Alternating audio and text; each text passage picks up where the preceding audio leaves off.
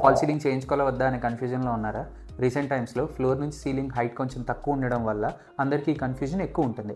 So firstly అసలు fall ceiling మనకి ఎందుకు అవసరం, ఆర్ ఇంపార్టెన్స్ చూద్దాం.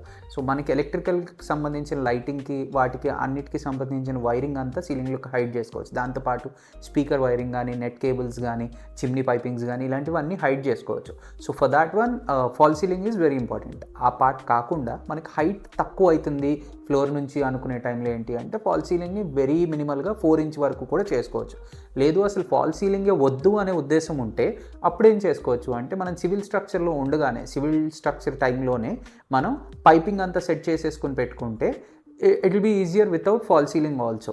కాకపోతే ఈ మధ్య ఏం చేస్తున్నారు అంటే ఆ పైపింగ్స్ అన్నిటి ప్లేస్లో ఫాల్ సీలింగ్కి ట్రూ సీలింగ్కి గ్రూవ్ చేసి దాంట్లోంచి వైరింగ్ లాగుతున్నారు.